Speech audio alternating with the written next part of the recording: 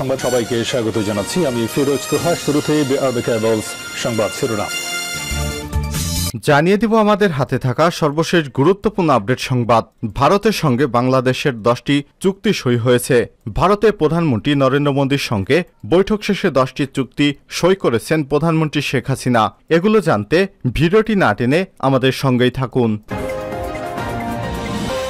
এরপর জানিয়ে দিব জাতির সবচেয়ে বড় দুটি অর্জন আওয়ামী লীগের নেতৃত্বেই সম্ভব হয়েছে, জানালেন আওয়ামী লীগের সাধারণ সম্পাদক এবং সড়ক পরিবহন ও সেতুমন্ত্রী ওবায়দুল কাদের। এদিকে যমুনায় পানি বৃদ্ধি অব্যাহত রয়েছে।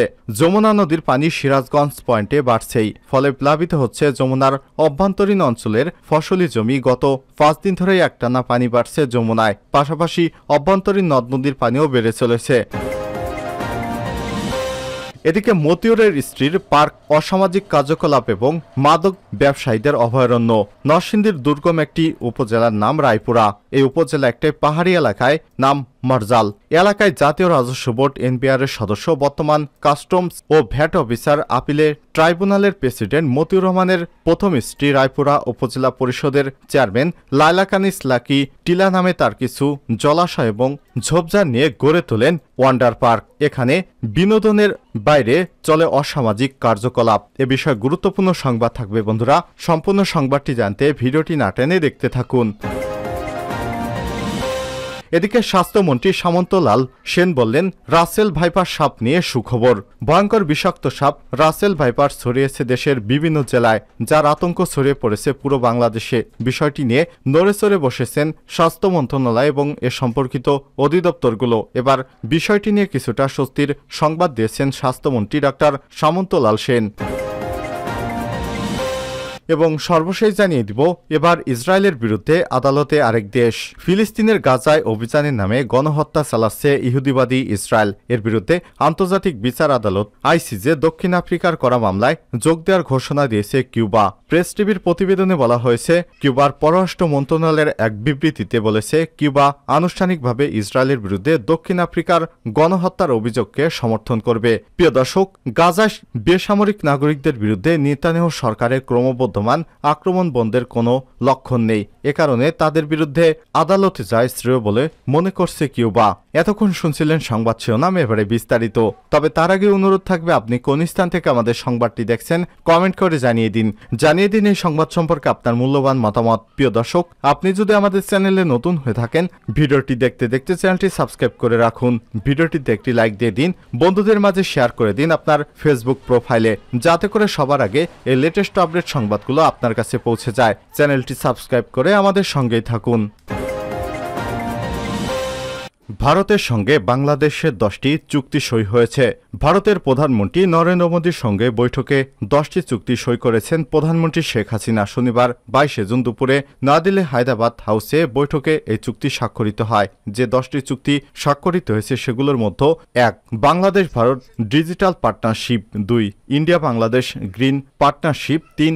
সমুদ্র সহযোগিতা এবং সুনীল অর্থনীতি, 4. স্বাস্থ্য ওষুধ সংক্রান্ত পুরনো সমঝোতা নবায়ন, 5. ভারতের ইন স্পেস এবং ডাক টেলিযোগাযোগ মন্ত্রণালয়ের সমঝোতা, 6. দুই দেশের রেল মন্ত্রণালয়ের মধ্যে সংযোগ সংক্রান্ত সমঝোতা, 7. সামুদ্রিক গবেষণায় দুই দেশের সমঝোতা, 8. দুর্যোগ ব্যবস্থাপনা এবং প্রশমনে ভারতের national disaster management authority Bangladesh ত্রাণ এবং দুর্যোগ মন্ত্রণালয়ে বিদ্যমান সমঝোতা নবায়ন, 9. মৎস্যজীবী মৎস্য সম্পদের উন্নয়নে বিদ্যমান সমঝোতা নবায়ন, 10. কৌশলগত এবং অপারেশনাল খাতে সামরিক শিক্ষা সহযোগিতা defence services staff college Wellington India এবং Mirpur defence services command and staff কলেজের মধ্যে সমঝোতা। এর আগে দিল্লির স্থানীয় সময় 9টার দিকে ভারতের রাষ্ট্রপতি ভবনে যান শেখ হাসিনা। সেখানে তাকে রাজকীয় সংবর্ধনা এবং গার্ড অব অনার প্রদান করা হয়। এরপর শেখ হাসিনা ভারতের প্রধানমন্ত্রী নরেন্দ্র মোদী সহ দেশটির মন্ত্রী এবং উচ্চপদস্থ কর্মকর্তাদের সঙ্গে কুশল বিনিময় করেন। এ সময় ভারতের প্রধানমন্ত্রী নরেন্দ্র মোদীও সেখানে উপস্থিত বাংলাদেশের ঊর্ধ্বতন কর্মকর্তাদের সঙ্গে কুশল বিনিময় সময় করেন। দুপুরে হায়দ্রাবাদ হাউসে শেখ হাসিনার সম্মানে ভারতের প্রধানমন্ত্রী নরেন্দ্র মোদীর দেয়া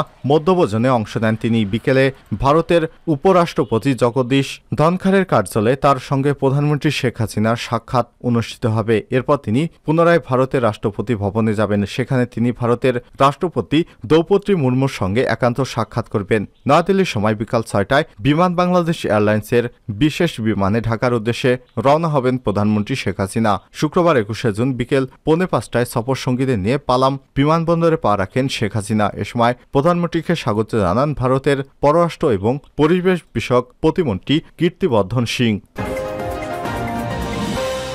জাতির সবচেয়ে বড় দুটি অর্জন আওয়ামী লীগের নেতৃত্বেই হয়েছে। কাদের? আওয়ামী লীগের সাধারণ সম্পাদক এবং সড়ক পরিবহন ও সেতুমন্ত্রী ওবায়দুল কাদের। তিনি বলেছেন, জাতির সবচেয়ে বড় দুটি অর্জন হচ্ছে দেশের স্বাধীনতা এবং দেশের সর্বোচ্চ উন্নয়ন। এই দুটি এসেছে আওয়ামী লীগের নেতৃত্বে। বিজয়কে এখনও সুসংহত করতে পারিনি সাম্প্রদায়িকতা, এখনও বিজয়ের প্রধান অন্তরায়। 75 বছরের আওয়ামী লীগের চ্যালেঞ্জ সাম্প্রদায়িক মুক্ত বলে দাবি করেন তিনি। আর শনিবার 22শে জুন রাজধানীর সোহরাওয়ার্দী উদ্যানে আওয়ামী লীগের প্রতিষ্ঠাবার্ষিকীর সমাবেশস্থলে পরিদর্শন শেষে সাংবাদিকদের সঙ্গে আলাপকালে এসব কথা বলেন কাদের। ওবায়দুল কাদের বলেন, দেশকে দুর্নীতিগ্রস্ত প্রমাণ করার জন্য, দেশের রাজনীতিবিদদের ব্যর্থ প্রমাণ করার জন্য একটি মহল 111-এর মতো পরিকল্পিতভাবে পায়তারা হত্যাকাণ্ডের ঘটনা ঘটায়। আওয়ামী লীগের রাজনীতি করে মানুষের জন্য, দলটির মানুষের সঙ্গে আছে, ভবিষ্যতেও মানুষ দলটির সঙ্গে থাকবে বলেও জানান কাদের। এখন দলের অসমাপ্ত কাজগুলো সম্পাদন করাই হচ্ছে আওয়ামী লীগের মূল চ্যালেঞ্জ। দেশে মূল্যস্ফীতি নিয়ন্ত্রণে আনাই আওয়ামী লীগের সরকারের প্রধান লক্ষ্য, যার মধ্যে রূপপুর পারমাণবিক বিদ্যুৎ কেন্দ্র, পায়রা সমুদ্র বন্দর, চলমান উন্নয়ন প্রকল্প সুসম্পন্ন করাই আওয়ামী লীগের চেষ্টা বলে জানিয়েছেন তিনি। যমুনায় পানি বৃদ্ধি অব্যাহত। যমুনা নদীর পানি সিরাজগঞ্জ পয়েন্টে বাড়ছেই, ফলে প্লাবিত হচ্ছে যমুনার অভ্যন্তরীণ অঞ্চলের ফসলি জমি। গত 5 দিন ধরেই একটানা পানি বাড়ছে যমুনায়, পাশাপাশি অভ্যন্তরীণ নদ নদীর পানিও বেড়ে চলেছে। পাওবো বলছে আরও 3 দিন পানি বাড়বে এবং বিপদসীমা অতিক্রম করার সম্ভাবনা রয়েছে। শনিবার 22শে জুন সকালে সিরাজগঞ্জ হাট পয়েন্টে যমুনা নদীর সমতল রেকর্ড করা হয়েছে 12.8 মিটার। 24 ঘন্টায় 11 সেন্টিমিটার বেড়ে বিপদসীমার 82 সেন্টিমিটার নিচ দিয়ে প্রবাহিত হচ্ছে পানি। বিপদসীমা 12.90 মিটার। অপরদিকে কাজীপুর মেঘাই পয়েন্টে পানির সমতল রেকর্ড করা হয়েছে 13.82 মিটার। 24 ঘন্টায় 11 সেন্টিমিটার বেড়ে বিপদসীমার 98 সেন্টিমিটার নিচ দিয়ে প্রবাহিত হচ্ছে পানি। বিপদসীমা 14.80 মিটার।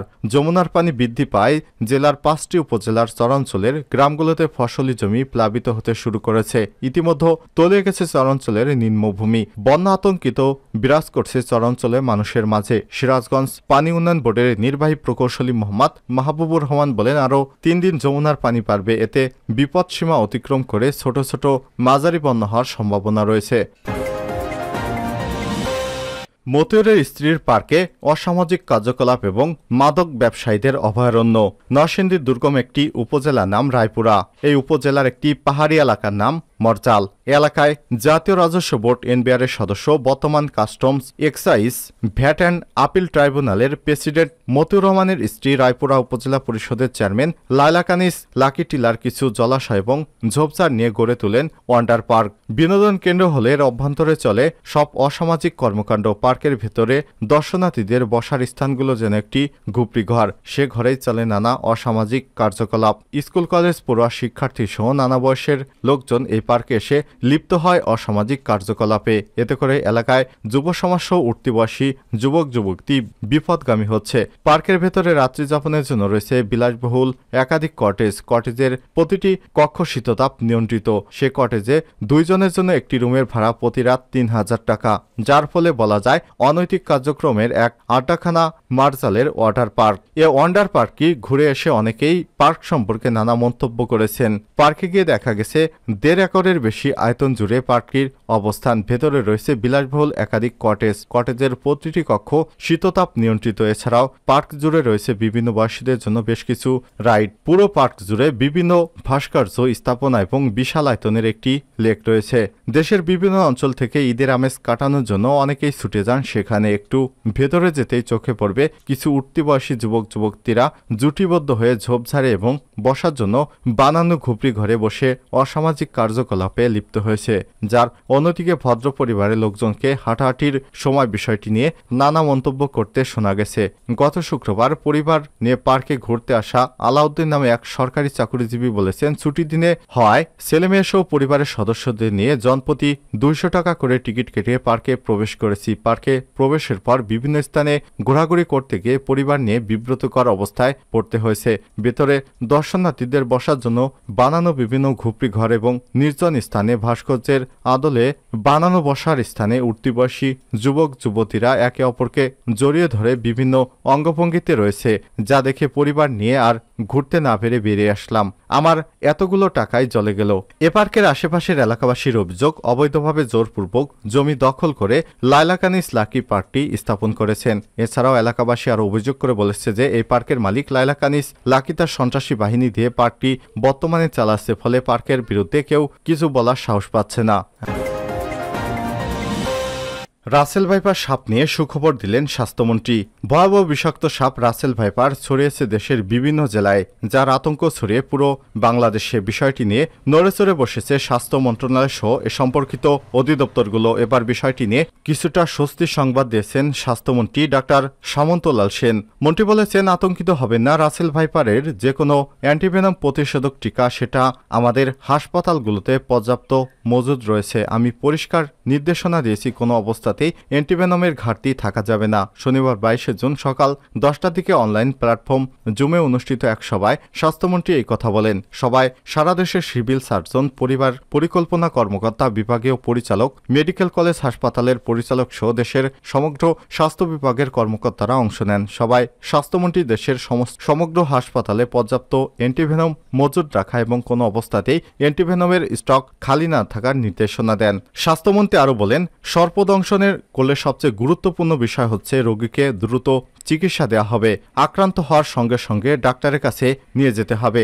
যথাযথ চিকিৎসার মাধ্যমে রোগীর সম্পূর্ণ সুস্থ করে তোলা সম্ভব। স্বাস্থ্যমন্ত্রী ডাক্তার সামন্তলাল সেন আরও বলেন, এ বিষয়ে জনসচেতনতা তৈরি করার জন্য প্রচার প্রচারণার উপর জোর দেন।